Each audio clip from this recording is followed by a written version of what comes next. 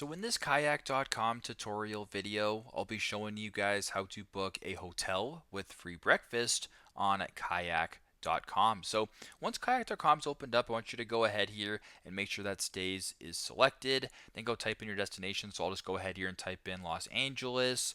For example, Los Angeles, California. Type in your dates. I'll just use these two dates and then press on search. So if all looks good, go ahead and press on search. Once you're on this page here, I want you to go to this top bar to where it says all filters, then go to where it says freebies right here, and then press on that to get the drop down. Once you're here, make sure that free breakfast is selected. So if you want to go ahead here and get free breakfast, just go ahead and press on free breakfast, then press on apply.